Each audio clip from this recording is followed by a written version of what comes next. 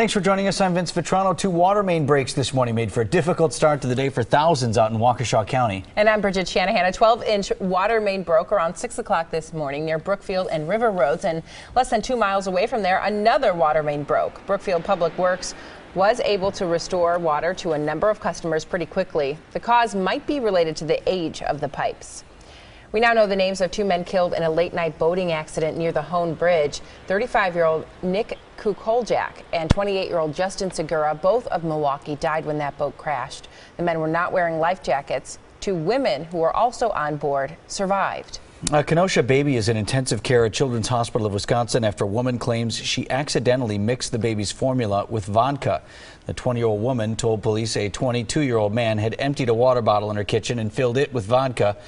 That man was arrested on Monday night for attacking the woman. Today, a state assembly committee plans to vote on a bill that would ban research using tissue from aborted fetuses. The University of Wisconsin-Madison opposes the bill, saying it would impede their work. The bill would make it a felony to sell, donate, or experiment on fetal cells, tissues, or organs. Supporters say that existing cell lines could still be used for research. The USS Milwaukee will be commissioned in November on the 21st. City and county officials made that announcement this morning at Discovery World. The CEO of Visit Milwaukee expects a big economic boost. So as we began to commission or commission a ship with our hometown name, we know that the crowds will even be larger. In fact, we at Visit Milwaukee estimate that the economic impact for this commissioning event will be $4.5 million.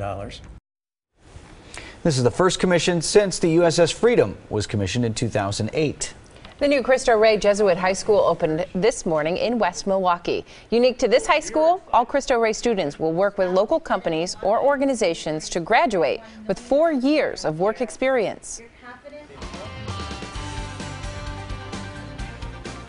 Well, Tuesday was the stormy, kind of rainy day out of the week. We did have rain totals topping an inch in many locations. Officially here at the TMJ4 studios, just 1.2 inches, a little less than that at the Milwaukee Airport. Sheboygan over an inch, and similar story in Mukwonago as well as in Kenosha. Now, of course, all of that humidity was wrung out from the atmosphere in terms of that cold front swinging through. That also dropped the temps the last several days. Incredibly warm temps for the start to September. Yesterday, 78 degrees as that cold front swung through. That also brought us the really sticky conditions where we did have those dew points in the 60s. Today, though, behind that cold front, much more comfortable feel to the air as the dew points have been dropping into the 40s and 50s. So it feels a lot better as you head out the door. As we go into the next couple of days, though, the jet stream going to take a dive down to the south Friday, Saturday, and into Sunday. Notice that kind of trapping the cool air to its north, going to be right on top of us. So the cold air bubble going to be on top of us as we get into the weekend.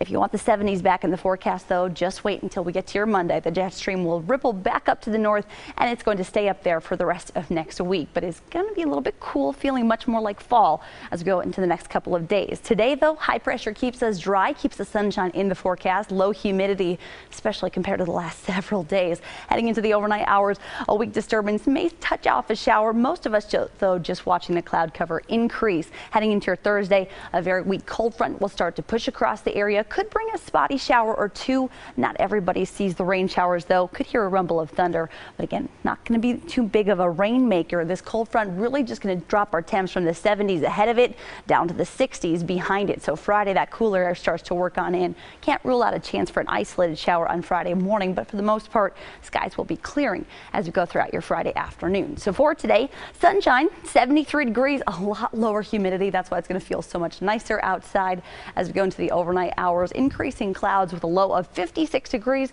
Could see a stray shower. I think the better chance, though, for rain showers comes on Thursday afternoon as that weak cold front starts to work its way across the area. So we go from a high of 74 on Thursday down to 65 degrees on Friday. And again, going to be more of a temp dropper, not a rainmaker. Most locations just about 1/10 of an inch, if you even get that, throughout the day on Thursday and into your Friday. But the temps stay cool, feeling very much like sweater weather as we get into your weekend.